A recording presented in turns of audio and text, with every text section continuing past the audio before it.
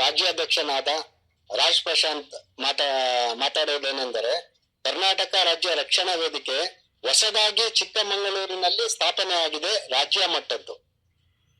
ನಮ್ಮ ಗುರಿ ಏನಂತ ಹೇಳಿದ್ರೆ, ಇಲ್ಲಿ ಸ್ಥಾಪನೆ ಆಗಿರೋದು ಕರ್ನಾಟಕದಾದ್ಯಂತ ಕಾರ್ಯವ್ಯಾಪ್ತಿಯನ್ನು ಹೊಂದಿರುತ್ತದೆ.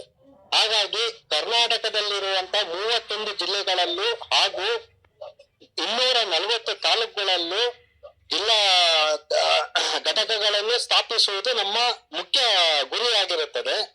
ಹಾಗೆ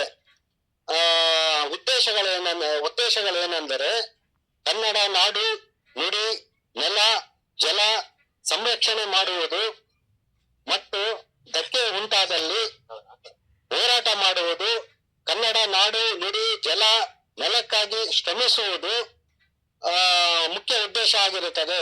ಹಾಗೂ ಬಡವರ ಮತ್ತು ಶೋಷಿತರ ಮೇಲೆ ನಡೆಯುತ್ತಿರುವ ದೌರ್ಜನ್ಯವನ್ನು ತಡೆಯುವುದು ಹಾಗೂ ಅವರ ಏಳಿಗೆಗಾಗಿ ಶ್ರಮಿಸುವುದು ನಮ್ಮ ಮುಖ್ಯ ಉದ್ದೇಶವಾಗಿರುತ್ತದೆ.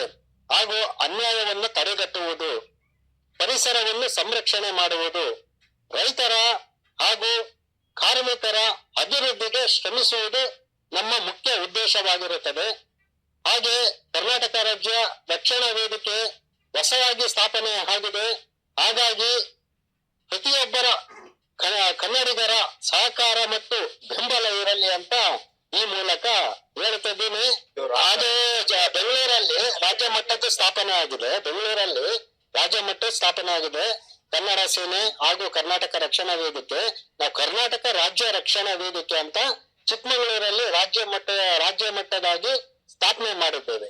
ನಮ್ಮ ಮುಖ್ಯ ಗುರಿ ಎಲ್ಲ ಜಿಲ್ಲೆ, ಕರ್ನಾಟಕದಾದ್ಯಂತ 31 ಜಿಲ್ಲೆಗಳಲ್ಲೂ 240 ತಾಲೂಕುಗಳಲ್ಲೂ ಕರ್ನಾಟಕ ರಾಜ್ಯ ರಕ್ಷಣಾ ವೇದಿಕೆಯನ್ನು ಘಟಕಗಳನ್ನು ಸ್ಥಾಪಿಸುವುದು ಮುಖ್ಯ ಗುರಿಯಾಗಿರುತ್ತದೆ.